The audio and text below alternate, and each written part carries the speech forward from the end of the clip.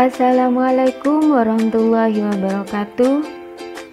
Pada kesempatan kali ini kita akan belajar tentang Proklamasi Kemerdekaan Indonesia.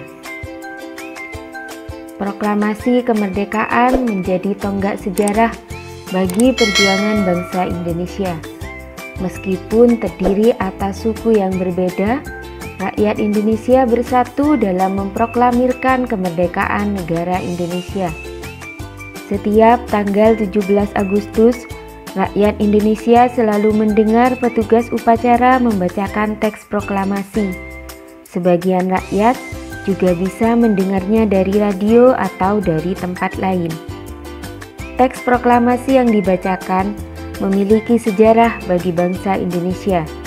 Teks tersebut adalah Teks Proklamasi Kemerdekaan Negara Indonesia.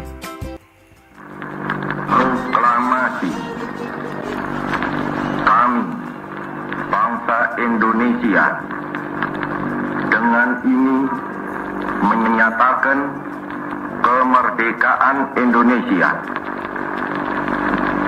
Hal-hal yang mengenai pemindahan kekuasaan dan lain-lain diselenggarakan dengan cara saksama dan dalam tempo yang sesingkat-singkatnya. Jakarta, 17 Agustus 1945, atas nama bangsa Indonesia, Soekarno, Hatta. Proklamasi kemerdekaan yang dilakukan 17 Agustus 1945 menjadi peristiwa penting bagi bangsa Indonesia. Peristiwa tersebut menjadi tonggak sejarah di mana bangsa Indonesia berhak atas kemerdekaan dan wajib mempertahankannya. Diawali dengan dijatuhkannya bom atom oleh tentara Amerika Serikat pada tanggal 6 Agustus 1945 di kota Hiroshima dan pada tanggal 9 Agustus 1945 di kota Nagasaki. Jepang akhirnya menyerah kepada tentara sekutu. Peristiwa ini dijadikan kesempatan oleh bangsa Indonesia untuk segera membebaskan diri dari penjajahan bangsa Jepang. Teks proklamasi ditulis di Rumah Laksamana Tadashi Maeda, Jalan Imam Bonjol nomor 1. Para penyusun teks proklamasi adalah Insinyur Soekarno, Dr. Andes Muhammad Hatta, dan Mr. Ahmad Subardjo. Konsep teks proklamasi ditulis oleh Insinyur Soekarno. Saat itu hadir pula BM Dia, Sayuti Melik, Sukarni, dan Sudiro.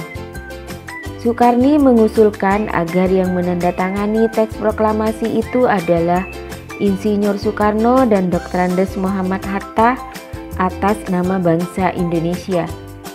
Teks proklamasi diketik oleh Sayuti Melik.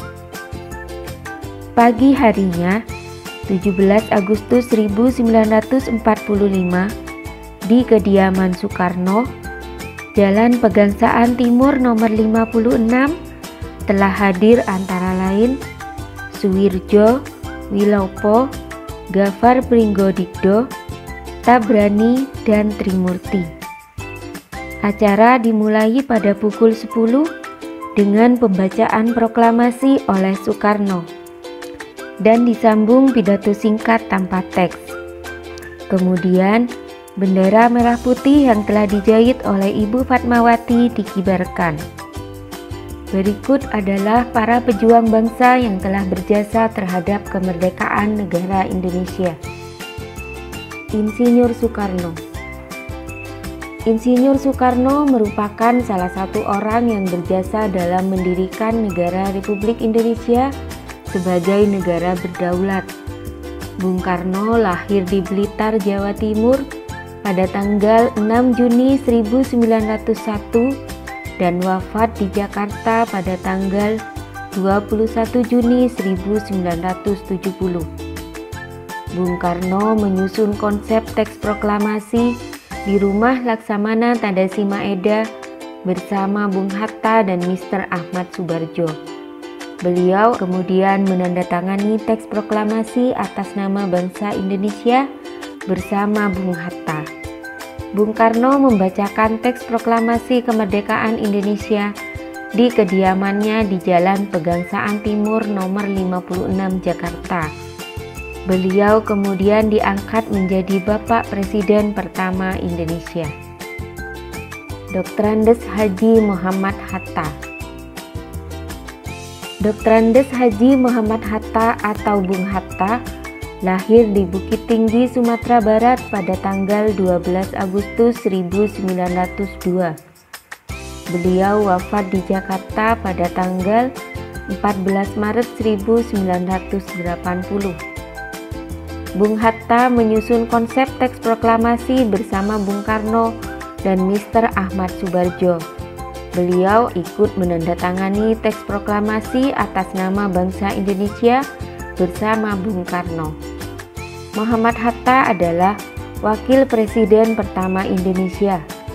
Selain itu, beliau adalah Bapak Koperasi Indonesia. Ahmad Soebardjo Djoyo Adi Suryo lahir di Karawang, Jawa Barat pada tanggal 23 Maret 1896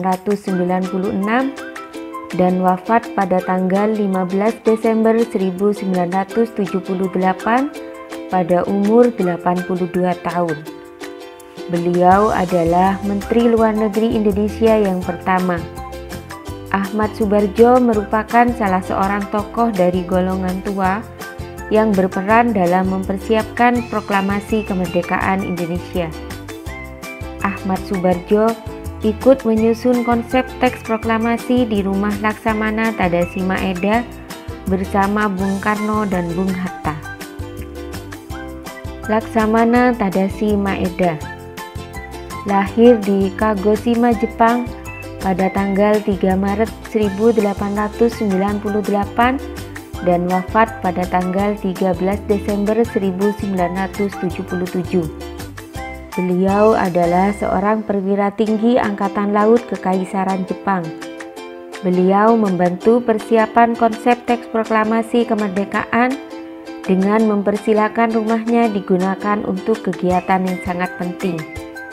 Di rumahnya berkumpul para tokoh bangsa yang berjasa besar.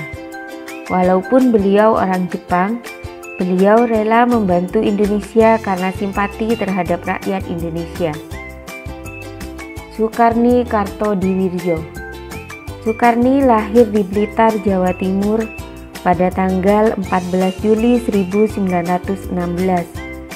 Beliau wafat di Jakarta pada tanggal 7 Mei 1971 pada usia 54 tahun. Soekarni adalah salah seorang tokoh pemuda dan pejuang yang gigih melawan penjajah. Soekarni mengusulkan agar yang menandatangani teks proklamasi adalah Bung Karno dan Bung Hatta atas nama bangsa Indonesia. Fatmawati. Fatmawati yang bernama asli Fatimah lahir di Bengkulu pada tanggal 5 Februari 1923 dan wafat pada tanggal 14 Mei 1980 di Kuala Lumpur, Malaysia. Beliau dimakamkan di Taman Makam Pahlawan di Kalibata, Jakarta. Fatmawati menjahit bendera pusaka Sangsaka Merah Putih yang dikibarkan pada upacara proklamasi kemerdekaan Indonesia di Jalan Pegangsaan Timur nomor 56 Jakarta. Sayuti Melik lahir di Sleman, Yogyakarta pada tanggal 22 November 1908 dan wafat di Jakarta pada tanggal 27 Februari 1989. Teks proklamasi kemerdekaan diketik oleh Sayuti Melik. Sayuti Melik adalah tokoh pemuda yang juga sangat berperan dalam proklamasi kemerdekaan Indonesia. Sayuti Melik mengetik naskah proklamasi setelah ia sempurnakan dari tulisan tangan Bung Karno. Berikut adalah makna proklamasi kemerdekaan bagi bangsa Indonesia. Pertama, sebagai puncak perjuangan Indonesia.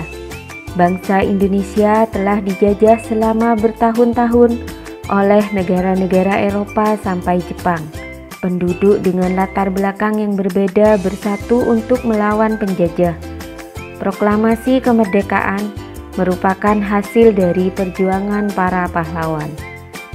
Kedua, pengakuan kepada dunia luar.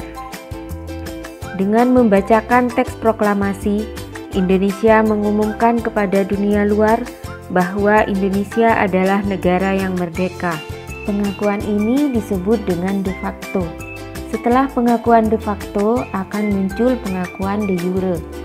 Pengakuan de jure yaitu pengakuan dari negara lain bahwa Indonesia telah merdeka. Ketiga, menaikkan martabat bangsa.